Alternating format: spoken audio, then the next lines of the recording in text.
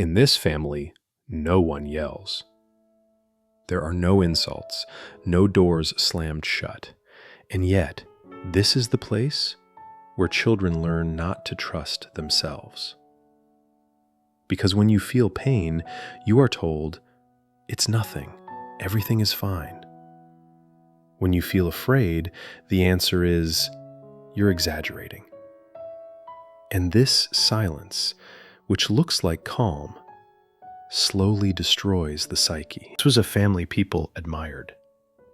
Neighbors whispered, how balanced they are. Relatives held them up as an example. Teachers said, children from families like this grow up stable. There were no raised voices in this home, no scandals, no broken dishes, no harsh words or open conflict. There was silence, but not the silence of peace, the silence of prohibition. Because in this family, there was an unspoken rule. Truth was to be kept quiet. Pain was not to be spoken about. Anger was not to be mentioned. Fear was not to be noticed. Alexander and Marina had been together for almost 15 years. They had learned how to live the right way. Marina knew how to look composed, how to smile when everything inside was tightening, how to say, it's nothing, even when she felt hurt and alone. She did not allow herself to feel anger, because anger meant conflict, and conflict was bad. Alexander had his own way of staying silent. When he felt angry, he went out onto the balcony. When he felt hurt, he turned on the TV. When he felt empty, he stayed late at work. They didn't argue. They avoided the truth. Not now, not in front of the children. It's not that important. Over time, these little things became the background of their lives. Marina began to feel tired more and more often, for no clear reason. Alexander felt a growing detachment he couldn't explain. They lived side by side, but they no longer spoke to each other honestly. Artem grew up attentive, too attentive for a 9-year-old. He read adults not through words, but through pauses, through glances, through the way his mother placed a cup on the table, and the way his father sighed, as if by accident. He had learned long ago, questions are dangerous. Mom, are you angry? No, everything's fine. Dad, are you upset? No, you imagined it. But Artem saw something else, and that created anxiety inside him.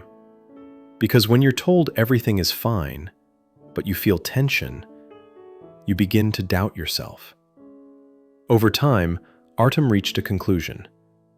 My feelings are wrong. At 9 years old, he already didn't ask for too much, didn't cry in front of adults, apologized for things he hadn't done. He was becoming easy. Because in this house, love was closely tied to silence. Sophia had not yet learned how to be silent. She lived openly. She asked directly. She reacted with her whole body. She cried when it hurt. She laughed when she felt joy. Mom, why are you sad? I'm not sad. Everything's fine. Dad, are you angry with me? No, of course not. Her words seemed to break the silence, and the adults hurried to restore it. Sophia began to cry without an obvious reason. Her mood changed suddenly. She clung to her mother. Her emotions grew louder because no one named them with words. She's too sensitive, Marina said. She'll grow out of it, Alexander replied. But Sophia was not a problem. She simply lived in a house where emotions were considered dangerous. An ordinary evening. The kitchen. The light. The news playing in the background. Artem accidentally knocked over a glass. Water spilled across the table.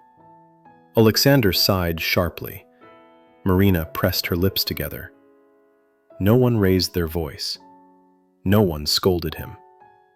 "I'm sorry," Artem whispered, even though no one had accused him.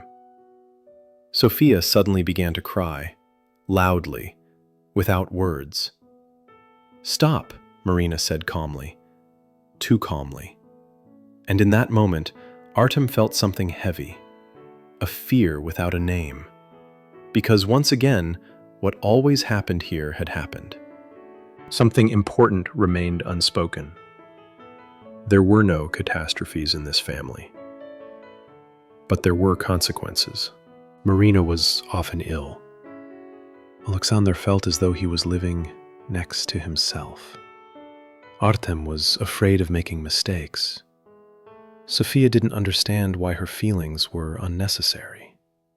There were no toxic words here. There was a ban on sincerity.